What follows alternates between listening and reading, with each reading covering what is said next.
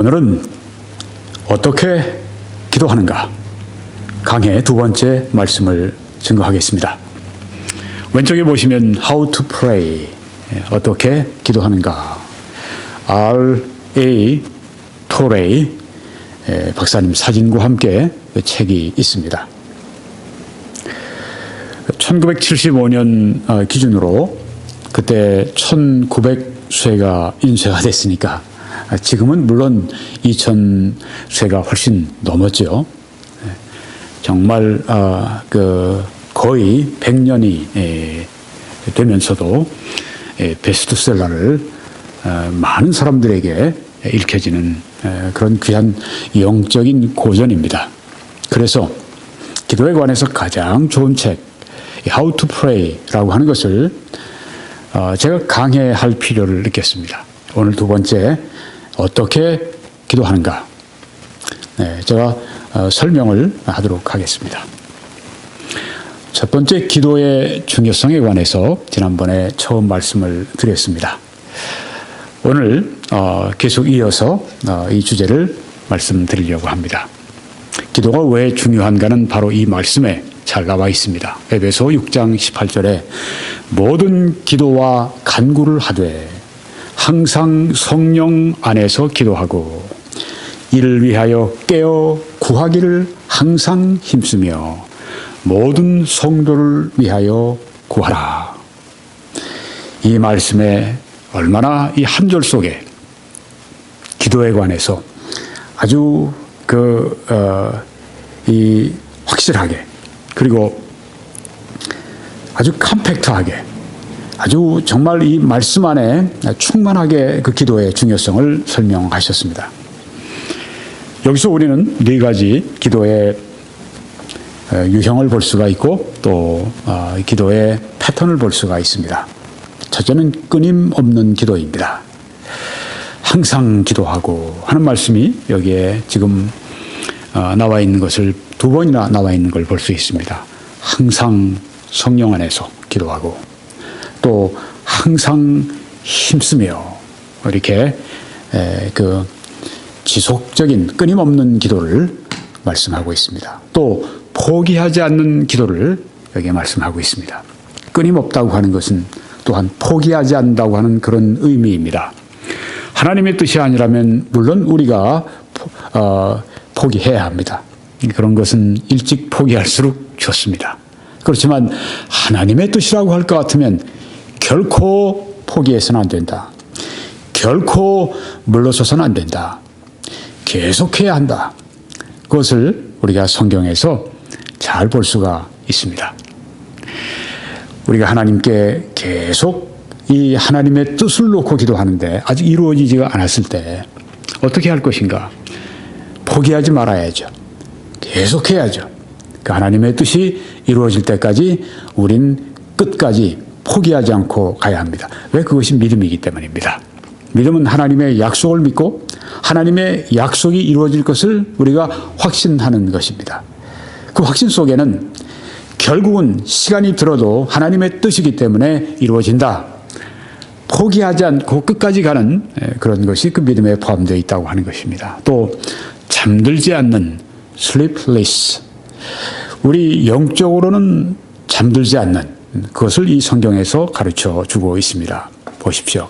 깨어 구하라고 말씀했습니다. 항상 깨어 구하는 것을 항상 힘쓰라. 항상 힘쓰라. 쉬지 말고 기도하라.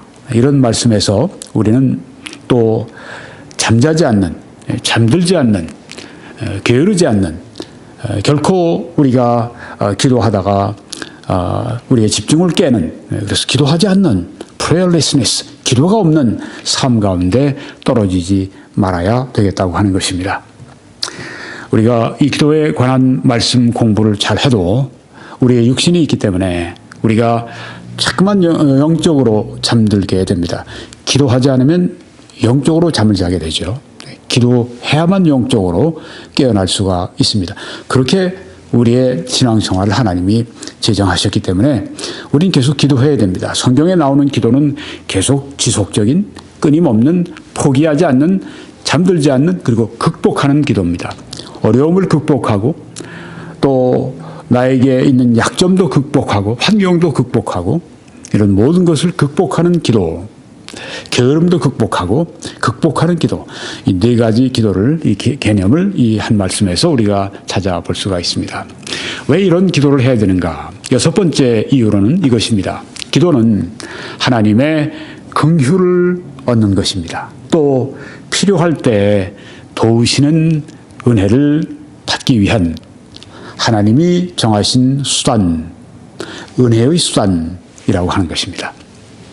긍휼을 받기 위해서 바로 기도가 필요합니다. 또 내가 정말 무엇이 필요한 때가 있습니다. 그래서 정말 돕는 손길이 필요할 때가 있습니다. 그런데 하나님만이 하실 수 있는 그런 도움이 필요합니다. 필요할 때 도와주시는 그 은혜, 이것을 얻는 방법은 기도를 통해서 받으라. 하나님이 그렇게 정하셨기 때문입니다.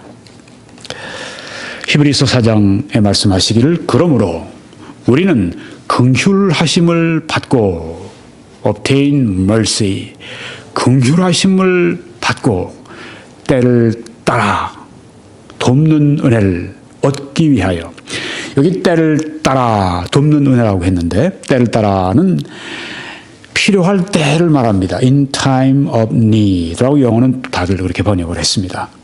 그러니까 때를 따라 돕는다 하는 것은 우리가 정말 필요로 하는 그때 그 돕는 은혜를 말합니다. 너희 모든 필요를 채우시리라. 빌립보서 4장 19절에 그런 말씀이 있죠. 나의 하나님이 그리스도 예수 안에서 그 영광 가운데 너희 모든 쓸 것을 채우시리라 말씀을 하셨는데, 네, 하나님은 우리가 원하는 걸 다 주시지 않는다고 할지라도 우린 잘못 구할 수도 있으니까 우리가 필요한 것을 하나님이 주시는 것, 그게 하나님의 뜻입니다. 그래서 여기 때를 따라라는 말은 이렇게 번역하면 더 우리가 이해하기가 쉽습니다.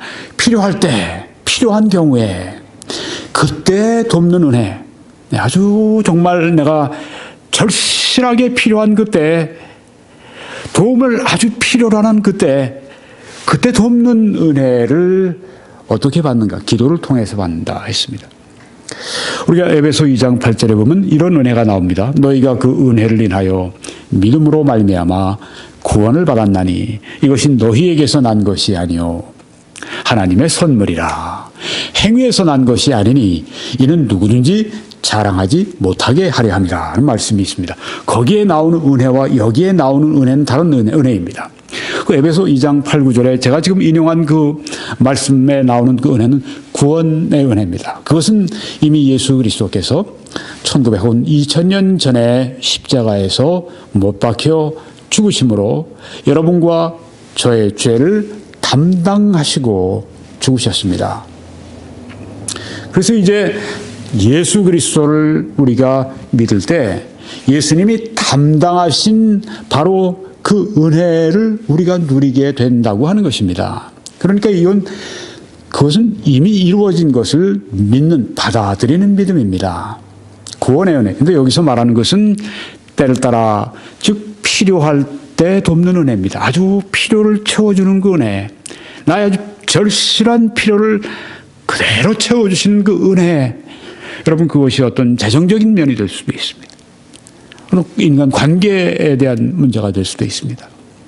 아주 위기 가운데서 그 위기를 극복해야 되는 그런 이 필요가 있을 수도 있습니다. 필요할 때 돕는 은혜, 그것은 그 필요를 이제 채우시는 은혜를 우리가 구할 때, 은혜의 보좌 앞에 담대히 나갈 때, 담대히 나간다는 말씀도 확신을 가지고 이런 뜻입니다. 은혜의 보좌 앞에 확신을 가지고 나아갈 것이니라. 성경은 우리들이 담대한 믿음을 가지고 확신을 가지고 나오기를 원하십니다. 그게 또 믿음입니다. 뭐 주실까 안 주실까. 계속 이렇게 하나님의 그 약속과 하나님의 그 호의, 하나님의 사랑, 하나님의 능력, 이런 것을 의심하면서 우리가 하나님 앞에 나아가면 하나님이 결코 기뻐하지 않으신다고 하는 것을 성경이 논하게 말씀하고 계시죠. 확신을 가지고 어린애들이 부모님 앞에 나갈 때 아주 확신 가지고 나가는 것처럼 하나님께서도 우리가 확신을 가지고 나오기를 바라십니다. 네. 여기에 말씀하신 것처럼 우리가 긍휼하심을 받고 필요할 때 돕는 은혜를 얻기 위해서 이렇게 우리가 하나님께 기도하는 것을 여기에 말씀하는 걸 볼 수 있는데요. 네 가지 중요한 영적 교훈이 여기에 들어 있습니다. 첫째는 긍휼과 은혜는 필수라고 하는 것입니다. 우리의 삶 가운데서 하나님의 긍휼과 하나님의 은혜는 반드시 있어야 합니다. 만약 이것이 없다면 우리의 삶은 무의로 끝나고 우리의 삶은 아무런 열매를 맺을 수가 없습니다. 하나님의 긍휼과 하나님의 은혜는 필수입니다. 여기 지금 사과나무에 지금 사과가 붙어 있는 것을 보시는데요. 저 사과가 가지가 나무에 붙어 있지 않으면 저렇게 아주 보기 좋게 열매가 결코 익을 수가 없습니다. 우리도 하나님의 은혜, 하나님의 긍휼을 의지하지 않고는 결코 영적인 열매를 맺고 하나님께 영광을 돌리는 열매를 맺을 수가 없습니다. 우리가 긍휼을 얻고 또한 필요할 때 돕는 은혜를 우리가 받는데 오늘 이 본문 말씀에 뜻이 있습니다. 두 번째는 하나님의 긍휼, 하나님의 이 필요할 때 돕는 그 은혜, 도우시는 은혜. 이것은 아주 무한하다고 하는 것입니다. unlimited. 영어로는 아주 무한대의 긍휼과 무한대의 은혜. 근데 이것을 마음껏 우리가 누릴 수 있다고 하는 것입니다. 하나님이 무한대의 긍휼과 무한대의 은혜를 우리들에게 베푸시기를 원하시는데 물론 하나님의 주권 가운데서 하나님께서 정하신 분량만큼 우리에게 하나님이 정하신 분량대로 올 것입니다만은 근본적으로는 아주 무한한 긍휼과 은혜입니다. 그런데 그것을 우리가 마음껏 받을 수가 있다고 하는 의미가 여기에 들어와 있습니다. 하나님이 정하신 그 큰 그림 안에서 우리가 하나님께 마음껏 그것을 구할 수 있다. 하나님이 우리들에게 베풀어 주시려고 하는 것이 얼마나 큰지요. 우리가 그것을 다 우리가 어떻게 그것을 내가 다 받을까? 그게 우리에게 문제죠. 하나님이 나에게 주시는 게 제한적일 텐데 이런 마음을 가지고 있을 필요가 없습니다. 세 번째는 이 기도는 은혜를 받는 길이라고 하는 것입니다. 어떻게 때를 따라 돕는 또 필요한 경우에 필요한 때 돕는 그 은혜를 어떻게 내가 받을 수 있는가?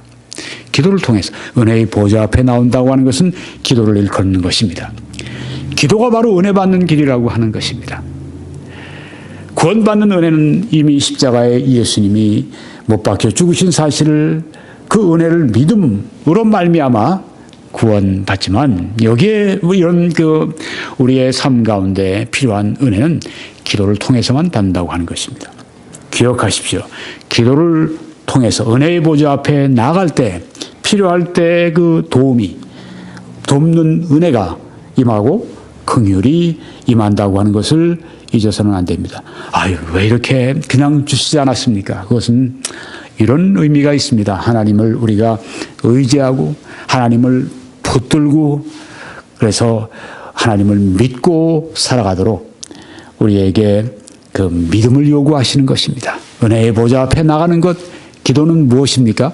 기도는 행동이기에 앞서 그 전에 A.W. 토저의 말과 같이 기도는 기도는 내 마음의 자세입니다. 하나님을 의지한다고 하는 것입니다. 내가 기도할 때 그것은 내가 하나님을 의지합니다. 하나님을 붙듭니다. 하나님이 저에게 필요합니다. 하나님의 은혜와 긍휼이 필요합니다. 저 혼자만으로는 안 됩니다. 포도나무 가지가 혼자서 열매를 맺을 수 없습니다. 그래서 포도의 나무에 붙어 있는 것처럼 제가 하나님의 은혜, 제가 하나님의 긍휼에 붙어 있습니다. 하나님의 긍휼과 하나님의 은혜가 있어야만 제가 열매를 맺습니다. 이렇게 살도록 하나님께서 우리를 나무가 아니라 가지로 만들어 주셨다고 하는 거죠. 네 번째는 이 은혜의 분량은 우리의 기도의 분량과 정비례한다고 하는 것입니다. 얼마나 많은 은혜를 우리가 때를 따라 필요할 때 돕는 은혜를 그 하나님의 그 긍휼을 얼마나 얻는가 하는 것은 우리의 기도의 분량과 정비례한다고 하는 것입니다. 그러니까 우리가 기도를 적게 하면 하나님의 도우시는 필요할 때 도우시는 은혜의 분량이 적을 수밖에 해요. 우리의 기도의 분량이 많아지면 그 은혜의 분량이 많아진다고 하는 것입니다. 이 네 가지 영적 교훈이 이 말씀 안에 들어 있습니다. 그러면 여기에 은혜의 보좌 앞에 나아간다고 했는데 그 기도는 어떤 유형의 기도인가 하는 것입니다. 어떤 기도를 우리가 드릴 때 때를 따라 또 필요할 때 도우시는 은혜를 경험할 수 있는가? 이런 기도입니다. 끊임없는 기도, 포기하지 않는 기도, 간청하는 기도, importunate, 간청하는 기도, 간절한 기도, 그리고 또한 지치지 않는 기도, untiring. 이 지칠 줄을 모릅니다. 포기하지 않는다는 말과 거의 비슷한 말이죠. 포기하지 않는다, 지치지 않는다. 끊임없는 기도, 포기하지 않는 기도, 간청하는 기도, 간절한 기도, 지치지 않는 기도. 이게 바로 성경에서 우리들에게 가르쳐 주고 있는 참된 기도의 특징이라고 하는 것입니다. 정말 이 기도의 이 원리와 기준을 가지고 우리가 우리 자신과 우리 다른 많은 사람들을 생각해 본다면 정말로 하나님이 기뻐하시는 또 성경이 말씀하는 이런 기도를 드리고 있는 사람이 얼마나 많이 있는가? 나는 그 가운데 속하는가? 나는 여기 이 말씀에 비교해 볼 때 나는 굉장히 이 수준이 떨어지는 그런 기도를 하고 있지 않은가? 네, 기도는 성경에 가르치는 기도, 바로 그 기도는 이런 기도입니다. 아주 전적으로 하나님을 꽉 붙드는 그 기도를 말합니다. 놓지 않고 꽉 붙드는 기도, 끊임없는 기도, 포기하지 않는 기도, 하나님의 뜻이라면 포기하지 않는 기도, 간청하는 기도, 좀 응답이 늦는다고 그만 지치는 것이 아니라 지치지 않는 기도, 응답이 올 때까지 지치지 않는 기도, 이 기도를 말씀하고 있습니다. 누가복음 11장 6절에서 8절에 보게 되면 거기에 한 친구가 바로 옆에 사는 친구에게 가서 밤에 한밤중에 떡을 구합니다. 그런데 안에 이제 있는 친구는 이제 문도 닫혔고 애들도 다 지금 잠자리에 들었고 날 더 이상 괴롭게 하지 마라. 그렇게 하면 일어나서 네가 말하는 그 떡을 세 덩이를 줄 수가 없다. 아주 그렇게 야박하게 이야기를 합니다.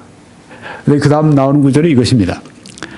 누가복음 11장 8절에 내가 너희에게 말하노니 비록 벗됨으로 인하여서는 일어나서 주지 아니할지라도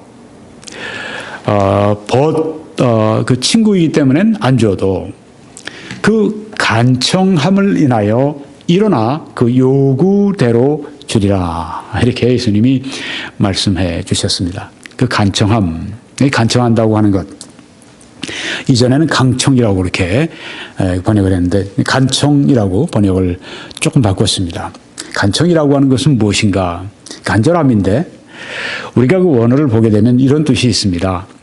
shamelessness, 영어로 그렇게 번역을 했는데 수치를 모른다. 네, 그 원어의 뜻은 수치를 모른다 하는 그런 뜻이 있습니다. 수치를 모르는 것 때문에 아주 지치지 않고, 그러니까 안에서 뭐라고 얘기하든지,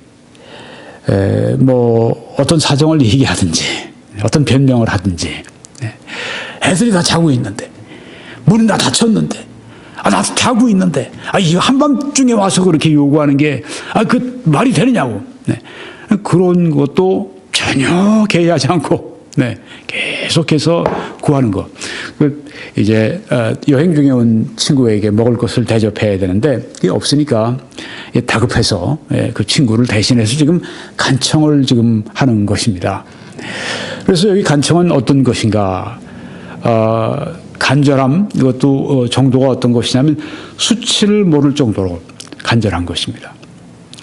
하나님께서 이런 그 유형의 기도를 원하신다고 하는 것이죠. 하나님께서 처음에 거절하시는 것 같아요. 지연하시는 것 같습니다. 그렇지만 계속해서 나가서 구하는 것입니다. 수치를 모르는 것입니다. 그리고 계속 그렇게 구할 때 벗됨을 인하여서는 안 줘도 그 간청함, 그 수치를 모르는, 진짜 아주 끈질기고, 그리고 지칠 줄 모르고 항복을 할 줄 모르고 그런 그 기도, 끝까지 하나님의 뜻을 따라 구하는 그 기도, 이것을 여기에 말씀하고 있습니다. 어떤 필요가 있지 않습니까? 반드시 하나님이 해결해 주셔야 되지 않습니까? 이 필요를 하나님이 꼭 채워 주셔야 되는 그런 문제가 아닙니까? 이거 하나님의 뜻을 내가 생각해 봐도 이 하나님이 거절을 하셔야 될 그런 이유가 없단 말이에요. 이게 나쁜 돈도 아니고, 이게 죄를 짓는 그런 일도 아니고, 하나님께 영광을 돌린 일이고, 내가 꼭 필요한 일이고, 이럴 때 간절히 기도합니다. 근데 그 기도가 어떤 기도냐면 한두 번 간절히 하고서 그 다음에 안 주시면 이제 됐습니다. 이런 게 아니라 수치를 모른다고 하는 것입니다. 이게 바로 성경에 말씀한 예수님이 여기 사용하신 그 단어, 바로 이 원어가 그런 뜻입니다. 수치를 모른다. 이런 기도를 우리가 어디서 해야 되는가? 은혜의 보좌 앞에 나가서 하는 기도가 이런 기도라는 것입니다. 네, 그래서 긍휼을 얻고 또 때를 따라 필요한 때에 도우시는 그 은혜를 얻기 위하여 은혜의 보좌 앞에 나갈 것이다. 나가서 간청을 하는데 한두 번이 아닙니다. 서너 번이 아닙니다. 100번, 200번이 아닙니다. 1000번, 2000번이 아닙니다. 언제까지? 문을 열어주시고 나에게 떡 세 덩이를 주시고, 그래서 내 필요를 채워주실 때, 나의 필요 혹은 다른 사람의 필요 중보하면서 우리가 기도할 때도, 나를 위해서 기도할 때뿐 아니라 다른 사람을 위해 중보할 때도 계속해서 우리가 수치를 모른다고 예수님 말씀하셨습니다. 간청하면 shamelessness, 수치를 몰라요. 하나님이 주실 때까지는 어떻게든 하나님 앞에 구하고 또 구하는 그런 믿음을 여기 말씀합니다. 이게 성경이 말씀하는 믿음, 이게 성경이 말씀하는 참된 기도, 응답받는 기도, 효과 있는 기도라고 하는 것을 말씀하고 있습니다. 왜 기도가 중요한가? 7번째는 예수님의 제자들이 충만한 기쁨을 얻을 수 있는 그 방법, 그 길로 예수님이 정하신 방법이 바로 기도라고 하는 것입니다. 예수님의 제자들이 그 당시뿐 아니라 바로 우리들도 충만한 기쁨, 기쁨이 보통 기쁨이 아니라 아주 충만한 기쁨, 어떻게 얻는가? 그 방법을 예수님께서는 기도라고 이렇게 지정을 해 주신 것입니다. 요한복음 16장에 지금까지는 너희가 내 이름으로 아무것도 구하지 아니하였으나 구하라 그리하면 받으리니 너희 기쁨이 충만하리라, 이렇게 말씀해 주셨습니다. 얼마나 예수님이 또 성경에 우리들에게, 예수님의 제자들에게 구하라, 구하라, 구하라 이렇게 많이 말씀하시는지요. 네, 구하라 그리하면 받을 것이다. 또 야고보서에 말씀하시기를 너희가 얻지 못하면 구하지 아니하며 하고 말씀했습니다. 구하지 않으면 안 주시는 게 또 하나님의 뜻이라고 하는 것입니다. 정신 바짝 나죠? 네. 얻고 싶지 않으면 구하지 마세요. 그렇지만 얻으려고 할 것 같으면, 하나님께 받으려고 할 것 같으면 구해야 합니다. 왜? 여기 예수님이 구하라 그리하면 받을 것이라고 말씀하셨기 때문입니다. 소홀하게 생각하지 마시고, 여러분이 무슨 필요가 있을 때 필요한 것을 도우시는 그 은혜를 어떻게 해야 되는가? 막연히 채워주시겠지, 하나님이 선하시니까. 그게 아니라고 하는 것입니다. 성경에 구하라 그리하면 받으리니 또 너희가 얻지 못하면 구하지 아니하며, 아까 말씀하신 것처럼 은혜의 보좌 앞에 담대히 나올 것이니라. 어떤 기도로? 간청하는 기도. 그 말은 수치를 모르는 기도, 하나님이 응답하실 때까지 계속 두드리고 또 두드리고 또 두드리고. 찰스 스펄전, 유명한 설교자의, 사도 바울 이래 최고의 설교자라고 불렸던 그 찰스 스펄전은 천국에 이제 그 천국문을 여기에 그 대포로, 기도의 대포로 쏴서 천국문이 깨질 때까지 기도하자고 그렇게 아주 흥미롭게 말을 했습니다. 그렇습니다. 천국문이 열릴 때까지, 천국문이 깨질 때까지, 하나님이 열어주시고 하나님께서 응답을 베푸실 때까지 우리를 그렇게 기도에 강한 사람들로 또 그렇게 하나님을 강력하게 의지하는 사람들로 우리를 만드시기 위해서 우리로 하여금 기도하고 또 거듭 기도하고 또 하고 또 기도하고 응답이 올 줄 알면 또 하고 또 하고 또 하고 또 하는 그 기도, 이 기도, 바로 이 기도가 계속될 때 너희 받을 것이고 너희 기쁨이 충만하리라고 말씀하셨습니다. 어떤 사람들은 그 어려움 가운데도 아주 기쁨이 충만한 그리스도인들이 있습니다. 왜 그런가? 비결이 거기 있습니다. 항상 많이, 항상 충분히 그들이 기도하는 삶을 살고 있기 때문입니다. 구하라 그리하면 받으리니 너희 기쁨이 충만하리라고 예수님이 말씀하신 것을 보면 알 수가 있습니다.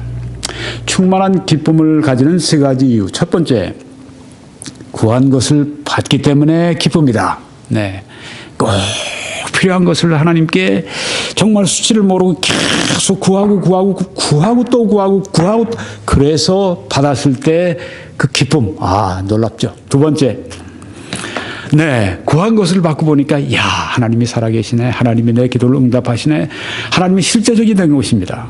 아주 리얼해졌어요. 네, 그래서 하나님을 실제 살아계신 하나님으로 그렇게 우리에게 느끼게 만들기 때문에, 그렇게 만들기 때문에 우리가 또 거기에 충만한 기쁨이 있습니다. 기도할 때, 그리고 기도할 때 우리가 하나님과 깊이 교제하는 것입니다. 하나님께 우리의 모든 것을 말씀드립니다. 말씀드리는 동안에 놀랍게도 하나님의 성령이 오셔서 우리를 기도를 인도하십니다.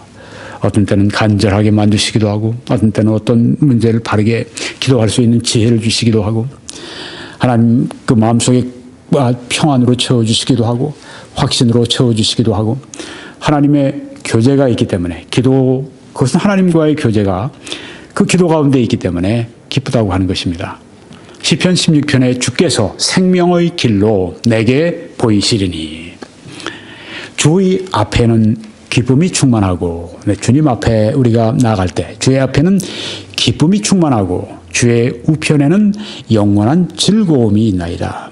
하나님은 참 여기 보니까 기쁨이 충만하시고 영원한 즐거움이 충만한, 하나님이 그러시니까 하나님 주위에, 하나님 앞에 갈 때 우리가 느낍니다. 아주 기쁨이 충만한 사람 앞에 가면 우리도 마음이 즐거워지는데요. 기쁨이 충만하고 주의 앞에 나아갈 때, 기도로 나아갈 때, 바로 그래서 우리 이 기도를 드릴 때 받으리니 너희 기쁨이 충만하리라, 그렇게 말씀하셨습니다. 끊임없는 기도, 포기하지 않는 기도, 잠들지 않는 기도, 극복하는 기도를 드려야 되는 여덟 번째 이유는 삶의 모든 염려와 근심과 필요를 감사함으로 기도로 아뢰는 것은 모든 염려에서 해방이 되고 모든 지각에 뛰어난 하나님의 평강을 얻을 수 있도록 하나님이 지정하신 방법이기 때문입니다. 기도의 기능이 바로 이런 것입니다. 빌립보 4장 6절, 아무것도 염려하지 말고 오직 모든 일에 기도와 간구로 너희 구할 것을 감사함으로 하나님께 아뢰라. 아무것도 염려하지 말아라. 그런데 우리는 염려할 수밖에 없거든요. 그 염려를 무엇으로 아뢰는가? 하나님께 기도로 아뢰는 것입니다. 그리하면 모든 지각에 뛰어난 하나님의 평강이 그리스도 예수 안에서 너희 마음과 생각을 지키시리라. 아주 마음이 산란하고 마음이 불안하고 마음이 염려로 가득 찰 때 하나님 앞에 나가서 1시간, 2시간, 때로는 5시간, 때로는 7시간, 8시간 이렇게 우리가 하나님께 기도하다가 보면은 어느새 하나님의 평강이 내 마음을 주장하고 계신 것을 경험할 수가 있습니다. 기도하는 사람들에게 주시는 은혜가 하나님의 평강이라고 하는 선물입니다. 여기 제자들이 지금 풍랑에 갈릴리 호수에서 배를 타고 가다가 풍랑을 만나서 지금 엄청난 바람, 엄청난 그런 그 파도 때문에 다 죽게 되어서 저들이 진짜 겁을 먹었습니다. 진짜 다 빠져 죽는 줄 알았습니다. 예수님이 고물에서 저 배 뒤편에서 주무시고 계셨습니다. 아주 평안하게 예수님께서는 주무시고 계셨습니다. 아주 깊이 주무시고 계셨습니다. 다합이 귀환인데 예수님 아주 깊이 하나님의 평안 가운데 깊이 그렇게 쉬고 계셨습니다. 그러니까 제자들이 가서 예수님 우리가 죽게 되는 것을 안 돌아보십니까? 그때 예수님이 일어나셔서 바람을 꾸짖으시고 그래 바람이 자고 파도가 자고 그 다음에 예수님이 그들에게 말씀하시죠. 너희가 왜 이렇게 믿음이 없느냐? 왜 두려워하느냐? 네, 그들이 주님의 그 역사를 체험하고 난 다음에 주님의 말씀을 듣고 난 다음에 주님의 평강이 그들의 영혼 안에 차고 넘쳤을 것입니다. 기도할 때 하나님의 평강을 주시는 것이 하나님의 뜻이고 하나님의 은혜입니다. 네, 삶의 염려에서 해방되는 길, 살면서 염려할 게 얼마나 많습니까? 자녀 문제 때문에 염려하죠. 배춧값 오르는 것 때문에 염려가 되죠. 애들 학비 때문에 염려가 되죠. 사업 문제 때문에 염려가 되죠. 날씨가 또 추워지면 문제가 되죠. 그 몸에 혈압이 높은 사람들 정말 날씨가 막 추워지고 밖에 나가야 될 때 염려가 되죠. 삶에 염려할 것이 얼마나 많습니까만은 그 염려에서 해방되는 길이 있습니다. 인생의 큰 문제, 작은 문제, 어떤 염려든지 하나님께 끊임없이 기도로 아뢰는 것입니다. 쉼 없이 끊임없이 기도로 하나님과 교제하고 그래서 하나님이 그렇게 기도의 삶을 우리들에게 중시하시는 것입니다. 이전에 또 행하신 일, 그걸 감사드리는 기도만 하는 것이 아니라 하나님이 이전에 행해 주신 일을 감사함으로 아뢰라 그렇게 말씀했기 때문입니다. 깊은 평안의 사람은 항상 기도를 많이 하는 사람들입니다. 많은 기도, 많은 하나님의 평안 선물로 주어지게 될 것입니다. 기도에 우리가 사용한 시간은 잃어버린 시간이 아닙니다. 낭비가 아닙니다. 그것은 큰 희운이 남는 투자라고 하는 것입니다. 기도에 우리가 드린 그 시간, 그것은 영혼을 통해서 큰 희운이 남는 투자라고 하는 것입니다. 끊임없는 기도, 포기하지 않는 기도, 잠들지 않는 기도, 극복하는 기도를 드려야 되는 9가지 이유는 성령의 충만함을 받기 위해서, 달리 얘기하면 성령을 받기 위해서 하나님이 지정하신 방법이기 때문에 그렇습니다. 누가복음 11장에 너희가 갈지라도 좋은 것을 자식에게 줄 알거든 하물며 너희 천부께서 구하는 자에게 성령을 주시지 않겠느냐 하시니라. 성령을 주신다고 했습니다. 자녀들에게 하신 말씀이에요. 여기에 보니까 자식에게 줄 알거든 그렇게 부모와 자식 간의 그 비유를 통해서 여기에 지금 너희 천부께서 하늘의 아버지, 자녀들은 구원받은 백성이죠. 너희 천부께서 누구에게 성령을 주시는가? 구원받은 하나님의 자녀들은 다 예수 그리스도를 믿을 때 그들에게 성령을 주시죠. 너희 안에 성령이 거하시는 것을 알지 못하느뇨? 너희 안에 주의 영이 거하시지 않으면 너희는 버리운 자라고 말씀을 했습니다. 누구든지 예수님을 믿을 때 너희가 영접하는 자 곧 그 이름을 믿는 자들에게 하나님의 자녀가 되는 권세를 주신다고 말씀하셨는데 예수님을 영접할 때 예수님이 들어오시죠. 우리 안에. 예수님께서 우리 안에 오셔서 우리 안에 영원히 계시는데 성령으로 우리 안에 계시는데 성령이 본질상 예수님이시죠. 예수님의 본질상 성령님이시고요. 위격으로는 다르시지만 본질상 하나님 아버지 또 성자 예수님 성령님 다 본질상 한 분이십니다. 본질상 동일하신 분입니다. 성령이 우리 안에 거하신다고 하는 건 본질상 예수님이 우리 안에 거하신다고 하는 것이죠. 성령을 주시지 않겠느냐. 그러니까 성령이 이미 거하시는데 새로 그런 것이 아니라 여기 성령은 성령의 능력을 말합니다. 성령의 충만함을 말합니다. 성령이 온전히 지배하시는, 성령이 그냥 거하시는 정도가 아니라 성령께서 이제 완전히 그 우리 영혼을 지배하시는 능력을 주시는 그것을 말하고 있습니다. 누구에게? 구하는 자에게. 자, 그러면 어떤 사람들은 이 성령의 능력, 성령의 충만함, 이것을 구할 때 오순절 이전에는 그렇게 하는 거지만 오순절 이후에는 할 필요 없다. 왜냐하면 성령이 오셨으니까. 그런데 오순절 이후에도 성령의 충만함을 위해서 기도한 성경 구절들이 있는 걸 아십니까? 사도행전 4장 31절은 오순절 이후입니다. 그들이 기도할 때 저들이 지금 막 주위의 이 유대 사회로부터 아주 강력한 박해를 받고 있습니다. 아주 생명을 거는 위험에 저들이 노출되어 있고, 그들이 그래서 기도할 때 얼마나 간절했겠어요. 그 기도가. 간절히 기도할 그때 모인 곳이 진동하더니 무리가 다 성령이 충만하여 담대히 하나님의 말씀을 전하니라. 네. 기도는 오순절 이후 이때도 성령의 충만함을 위해 기도했고, 그랬더니 성령의 충만함을 저들이 받았습니다. 성령의 충만함을 받은 결과가 무엇입니까? 담대하게 확신 있게 하나님의 말씀을 능력 있게 전하는 것이었습니다. 성령의 이 충만함, 우리에게 주시는 이 충만한 능력은 하나님의 말씀을 전하기 위해 또 우리가 하나님의 일을 하기 위해 주셨다고 하는 것이죠. 사도행전 8장 15절 보니까 그들이 내려가서 그들을 위하여 성령 받기를 기도하니 하고 있습니다. 성령, 오순절 이후입니다. 성령 받기를 기도하니. 이에 두 사도가 그들에게 안수하매, 기도하면서 이제 안수하매 성령을 받는지라고 했습니다. 성령을 주시는 것, 성령의 충만함, 성령의 능력을 주시는 것, 기도를 통해 주신다고 하는 것을 말씀합니다.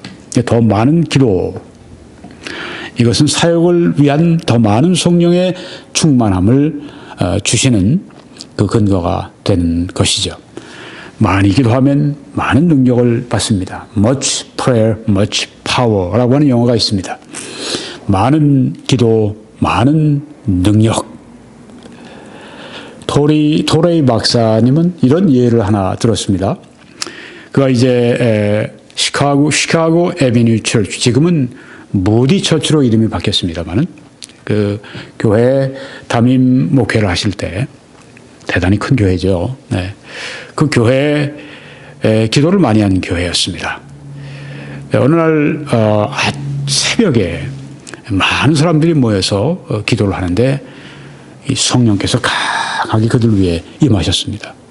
그러고 나서 집회를 마치고 사람들이 이제 이것저것 뭐 다른 도시로도 가고, 그런데 나중에 연락이 오기 시작합니다. 많은 사람들이 구원받았다. 거기서 성령의 능력을 충만함을 받고 이제 자기 그곳으로 간 사람들이 열차에서 혹은 뭐 거리에서 혹은 뭐 어느 장소에서 복음을 전했는데 사람들이 막 구원받더라. 그렇습니다. 사람들을 구원하시는 것은 하나님의 일, 성령의 역사이십니다. 우리가 어떤 사람을 그리스도 앞으로 인도하는 것은 우리를 통해 성령이 역사하셨다고 하는 것입니다. 그런데 그 성령의 역사를 위해서 우리 전도인들이, 우리 성도들이, 우리 구령자들이 해야 될 일은 이 능력을 위해서 간절히 기도하는 것이라고 하는 것입니다. 그래서 자녀를 위해서 어떻게 기도할 것인가?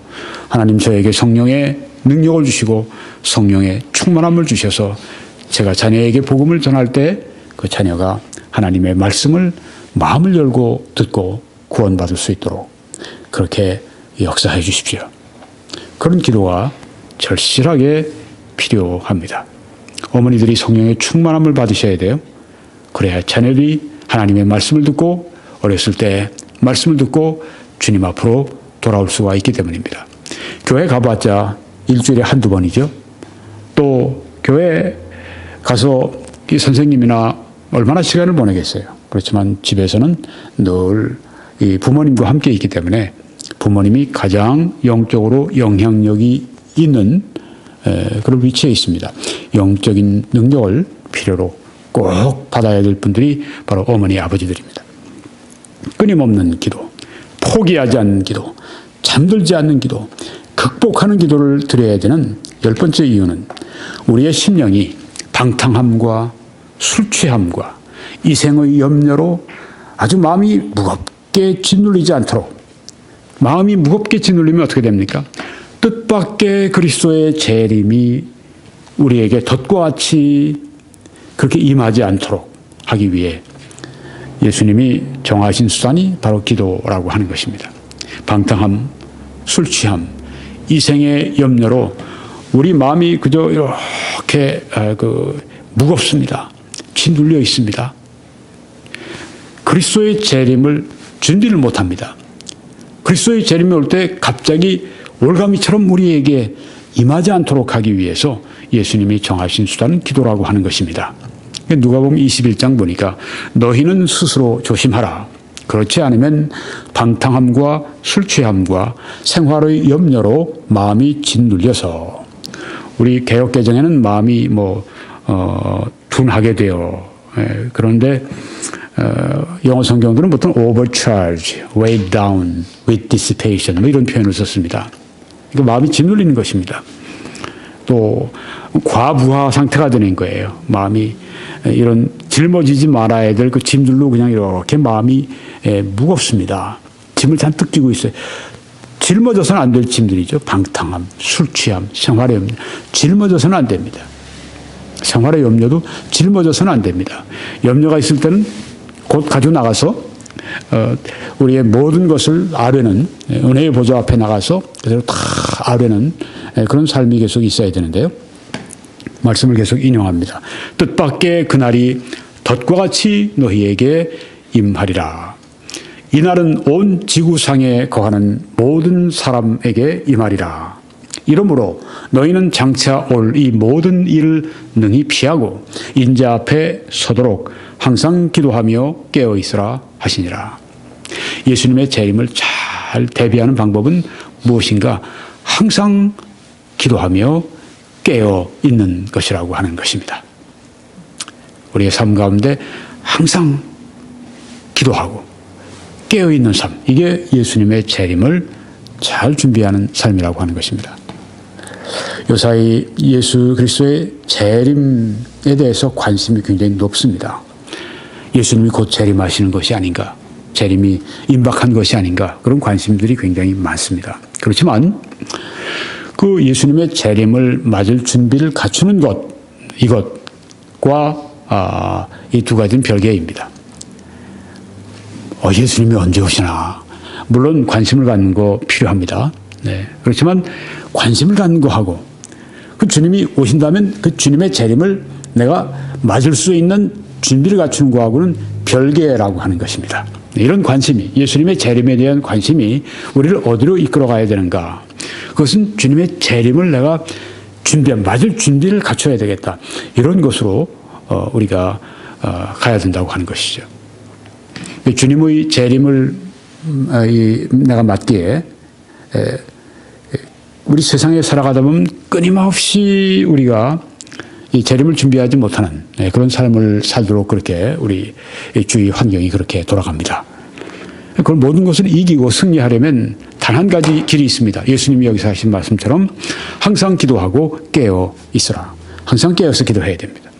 그러므로 반대로 적게 기도하고 끊임없이 기도하지 않는 사람이 있다면 그 사람은 주님의 재림을 맞을 준비가 안 된 사람이라고 하는 것입니다. 예수님은 바로 우리들이 술 취함과 방탕함과 이생의 염려로 마음이 짓눌려서 예수님의 재림이 올 때 그때 그냥 덫과 같이 임하는 일이 없도록 하기 위해서 항상 기도하고 깨어 있으라고 말씀을 했습니다.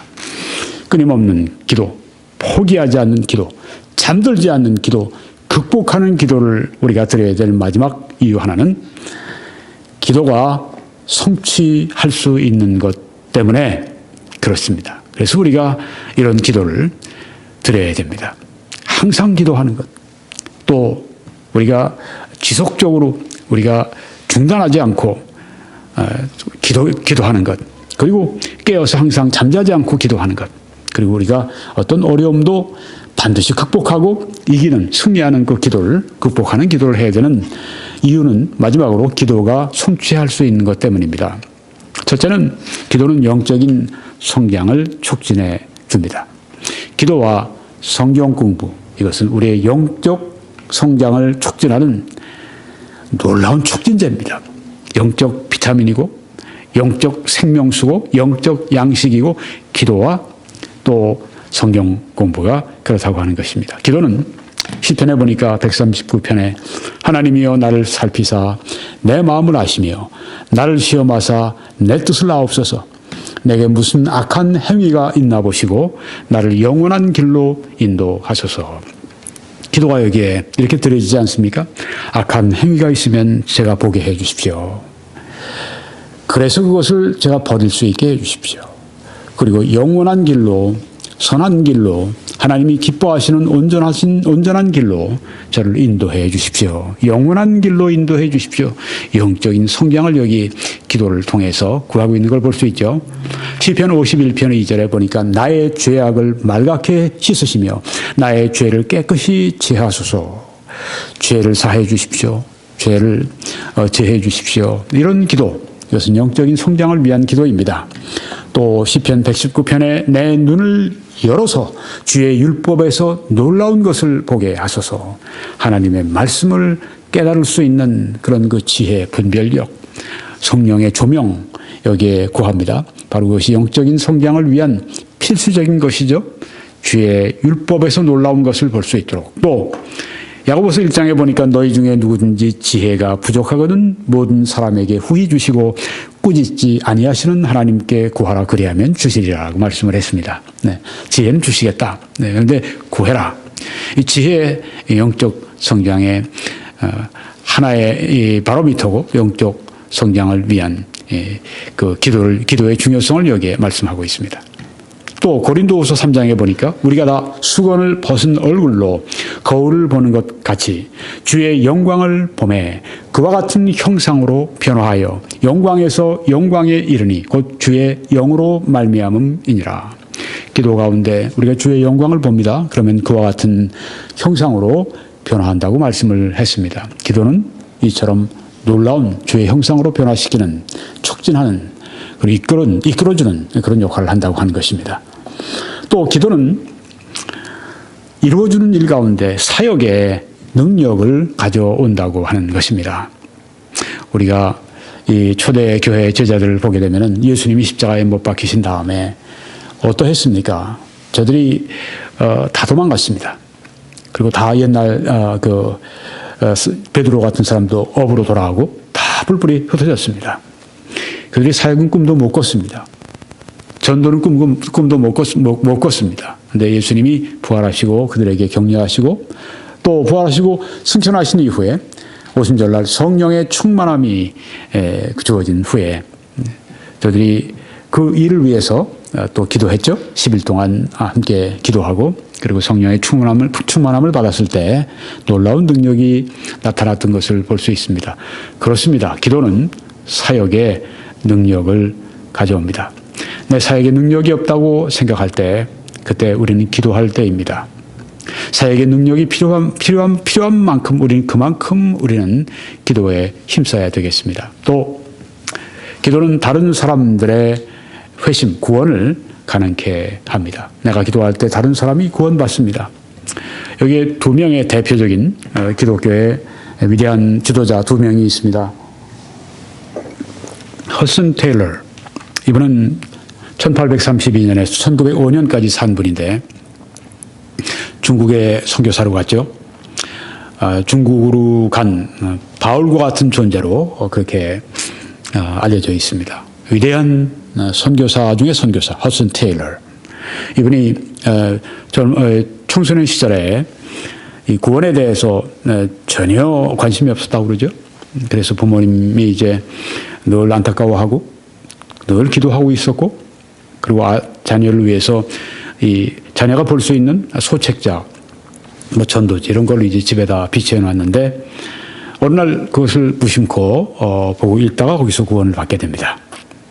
자, 부모가 기도해 주었고 또 그런 그 말씀을 대할 수 있는 그런 환경 가운데 살 수 있도록 해 주었기 때문에 비교적 아주 이르게 청소년 시절에 구원을 받게 되고 그때부터 이제 얼마 후에 사역에 하나님의 일에 부름받고 그리고 중국의 선교사로 일찍이 20대 초에 나가게 돼서 저분을 통해서 중국에 거의 2,000명의 그 서구 선교사들이 들어가서 위대한 중국 선교를 했습니다.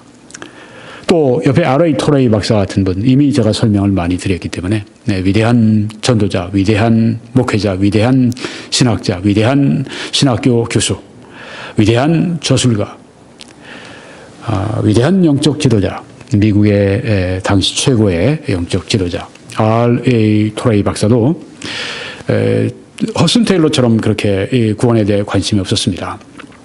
어느 날 갑자기 잠에서 밤밤중에 깼는데 5분 만에 자기가 구원을 받았다고 그래요. 자기는 아무리 생각해도 어떤 인간적 요인을 발견할 수가 없었는데 나중에 알고 보니까 어머니가 R.A. 토레이 자녀를 위해서 많이 기도했는데 그 기도가 응답이 된 것이다. 그렇게 자기의 구원받은 회심한 그 이유를 설명을 합니다. 네, 기도는 이처럼 자녀든 혹은 다른 어떤 대상이든 우리가 기도할 때 하나님이 우리의 기도를 통해 그를 구원하시는 역사가 있기 때문에 마지막으로 기도는 교회의 축복을 가져옵니다. 교회가 아주 어려울 때 교회가 분열되어 있거나 혹은 이단 교리 때문에 공격을 받고 어려움을 당하거나 박해를 당하거나 교회가 능력이 떨어졌거나 이럴 때 하나님께서 기도를 통해서 교회에 축복의 소나기를 주시는 때가 종종 있습니다. 교회 사회 부흥의 시기는 다 축복의 시기인데 부흥의 이 축복이 오기 전에 하나님 앞에 간절히 기도하는 무리들이 있었습니다. 겸손하여 하나님의 얼굴을 구하고 하나님의 역사를 간구하는 별로 그렇게 알려지지 않은 사람들, 어떤 때는 그 무릎이 아파서 무릎을 꿇고 기도하기도 힘든 그런 그 80대 그 이 두 할머니 성도 두 분이 간절히 기도했을 때 그 스코틀랜드의 맨 북쪽 쪽에 있는 그 큰 루이스 섬이라고 하는 곳에 위대한 부흥이 일어나죠. 헤브리디즈 그 부흥이 거기에서 폭발하게 됩니다. 하나님은 기도를 통해서 놀라운 그 축복을 교회에 허락을 하십니다. 한국에 이 1907년도에 있었던 평양 대부흥도 한 2, 3년 전 그 이 함흥 그리고 이 평양 혹은 이런 데 선교사님들이 너무 선교하는 게 힘드니까 한국인들에게 온 지 얼마 안 돼서 1886년에 이제 개신교 선교사들이 들어왔으니까 뭐 2007년이면 불과 한 17년, 20년도 안 됩니다. 너무너무 힘든 거예요. 조선인들이 또 술 많이 마시고 뭐 말을 안 듣고 복음을 안 듣고 그런 가운데 저들이 하나님 앞에 막 부르짖습니다. 하나님께서 응답하신 게 바로 평양 대부흥입니다. 그것 때문에 우리 한국 교회가 일제 30여 년, 36년이라고 그러지만 실제로 만으로 34년으로 알고 있는데요. 네. 그 혹독한 일제 통치, 그때도 교회가 어마어마한 박해를 받았죠. 네. 그래도 교회가 오히려 성장을 했던 이유는 그때 받았던 그 부흥의 축복이 있었기 때문입니다. 오늘 우리가 얼마나 교회적으로 어렵습니까? 사회적으로 얼마나 어렵습니까? 통계를 엊그저께 난 걸 보니까 이 한국 사람들 가운데 10명 가운데 7명이 이민을 하고 싶다고 그렇게 말을 한답니다. 20대부터 젊은 사람들이 더 하고요. 나이가 들수록 좀 줄어드는데 나이가 든 사람들까지도 이민 가고 싶다. 뭐 그중에 보니까 1순위를 캐나다로 꼽고 있던데 캐나다에 이민 온 사람들은 얼마 지나서 또 한국으로 돌아가죠. 네. 원하는 만큼 그렇게 좋지는 않아요. 그냥 느끼는 거죠. 그렇게. 네. 하여간에 그만큼 지금 한국 사회가 정쟁 때문에 어렵고 힘듭니다. 교회도 힘듭니다. 이런 때 우리가 기도할 때입니다.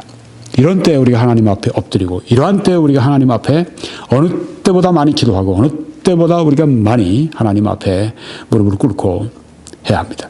또 여러분 기도할 때 밖에 나가셔서 공원 같은 데서 걸으시면서 기도하세요. 더 많은 시간을 기도할 수가 있습니다. 뭐 건강이 좋은 건 말할 것도 없고요.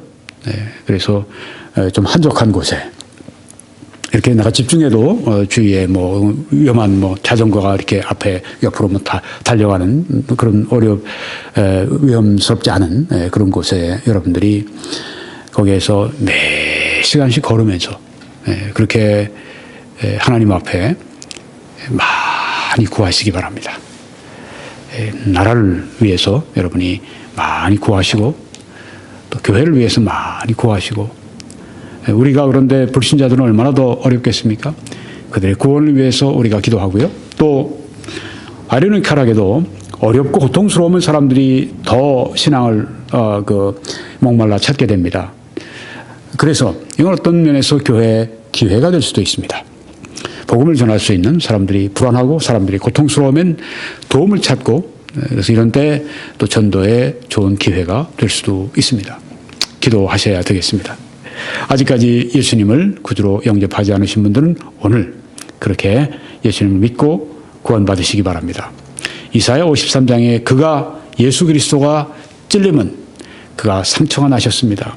손에 못이 박히셨고 이 가시 면류관 때문에 머리가 상하셨고 나중엔 창에 찔려서 또 허리에서 피가 흘러나오셨고 채찍에 계속 맞으셔서 또 피를 흘리셨고 아마 맨발 같은 것으로 이제 올라가셨을 텐데 발에서도 피가 나셨고 온 몸이 피투성이가 되시고 찔리신 것은 우리의 허물 때문이요. 예수님 잘못하신 게 아무것도 없습니다. 예수님이 영적으로 도덕적으로 정치적으로 잘못하신 거 아무것도 없습니다. 그가 그렇게 되신 것은 나의 허물 때문이요. 그가 상함은 우리의 죄악 때문이라. 그렇게 십자가의 모진 고난, 십자가의 길, 또 십자가 위에서의 그런 상함은 다 나의 죄악 때문이라. 그가 징계를 받음으로 대신 징계를 받으셨습니다. 우리는 평화를 누리고 하나님과의 평화를 누리셨습니다. 하나님은 예수님을 징계하시고 예수님을 때리심으로 말미암아서 예수님에게 심판하심으로 말미암아 우리는 대신 평화를 누리고 그가 채찍에 맞음으로 우리는 나음을 받았도다. 우리는 다 양 같아서 그릇 행하여 각기 제 길로 갔거늘 여호와께서는 우리 무리의 모두의 죄악을 그에게 예수 그리스도에게 담당시키셨다. 그에게 다 옮겨놓으셨다. 그래서 우리가 오늘 예수 그리스도를 믿을 때 예수님이 하나님 앞에 우리 대신 십자가 위에서 심판받으신 그래서 우리의 죄가 예수님께 다 가버린 예수님께서 다 우리의 죄값을 다 갚아버리신 예수님을 붙들 때 바로 예수님의 공로가 우리의 것이 되도록 그렇게 만드셨습니다. 그래서 이 시간 이런 기도를 드리시기 바랍니다. 예수님이 저의 구세주 주님이심을 믿습니다. 영접합니다. 이 시간 제 영혼 안으로 들어와 주십시오. 예수님의 이름으로 기도드립니다. 아멘. 이렇게 하시기를 바랍니다. 오늘 기도의 중요성을 말씀드렸는데요. 사탄이 존재하기 때문에 두 번째, 기도는 사물들을 얻기 위한 하나님이 정하신 방법이기 때문입니다. 세 번째, 하나님이 기대하셨던 바에 그리스도인들의 모범으로서 하나님이 세우셨던 사람들, 즉 사도들이 기도를 그들의 삶의 가장 중요한 일로 여겼기 때문에 기도는 중요합니다. 또 기도는 우리 주님의 지상생활 중에 매우 현저한 자리를 차지했습니다. 매우 중요한 부분을 담당했습니다. 예수님은 열심히 새벽에 밤새면서 기도하셨습니다. 또 기도는 부활하신 우리 주님의 지금 하늘나라에서 현재의 사역, 주님의 일 가운데 가장 중요한 부분이 또 기도이기 때문에 그렇습니다. 그리고 기도는 하나님의 긍휼을 얻고 필요할 때 도우시는 은혜를 받기 위한 하나님이 정하신 수단이기 때문입니다. 기도가 중요한 일곱 번째 이유는 예수님의 제자들이 충만한 기쁨을 얻을 수 있는 길로 예수님이 지정하신 방법이기 때문에 그렇습니다. 또 기도가 중요한 여덟 번째 이유는 삶의 모든 염려와 근심과 필요를 감사함으로 기도로 아뢰는 것은 모든 염려에서 해방이 되고 모든 지각에 뛰어난 하나님의 평강을 얻도록 하나님이 지정하신 방법이기 때문입니다. 기도가 중요한 아홉 번째 이유는 성령의 충만함을 받기 위해서 하나님이 지정하신 방법이기 때문입니다. 또한 열 번째로 기도가 중요한 이유는 우리의 심령이 방탕함과 술 취함과 이생의 염려로 마음이 무겁게 짓눌려서 뜻밖의 그리스도의 재림이 우리에게 덫과 같이 임하지 않도록 하기 위해서 예수님께서 우리들에게 항상 기도하고 깨어 있으라고 그렇게 기도를 말씀하셨기 때문입니다. 마지막으로 기도는 그 성취할 수 있는 그 위대한 그 성취할 수 있는 것 때문에 우리가 어떤 기도를 드려야 됩니까? Constant prayer. 끊임없이 기도해야 됩니다. Persistent prayer. 우리가 또한 그 지속적으로 포기하지 않고 계속해야 합니다. 그리고 Sleepless prayer. 우리가 잠자지 않고 기도해야 됩니다. 그리고 Overcoming prayer. 우리가 극복하는 기도를 해야 합니다. 이 기도의 삶을 우리가 깨어서 살아갈 때 놀라운 하나님의 은혜가 역사가 우리 가운데 임할 줄 믿습니다.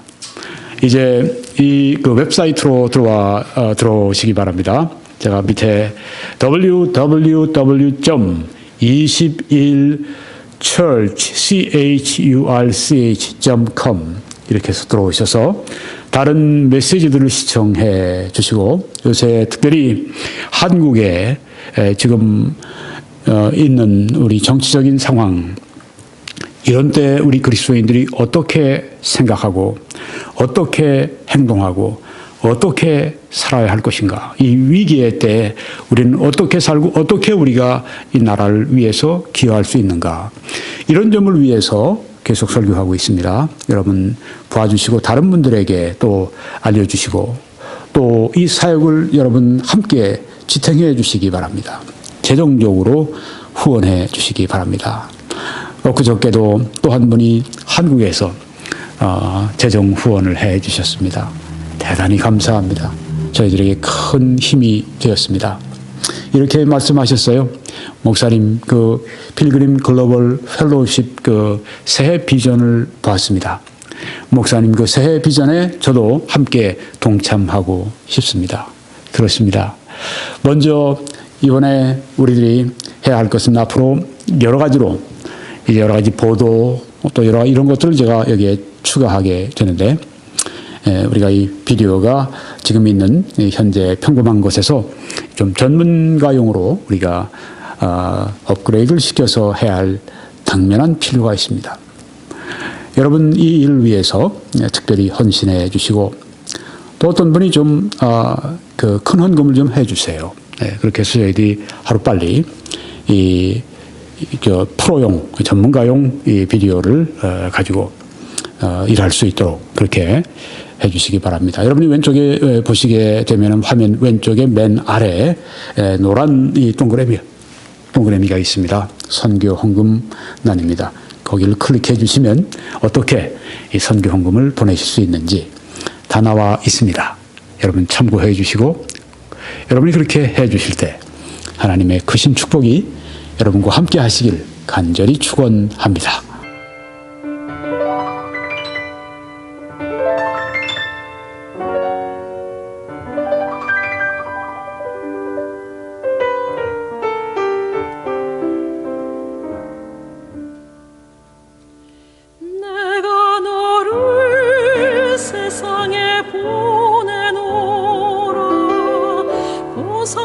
사랑이 없는 곳에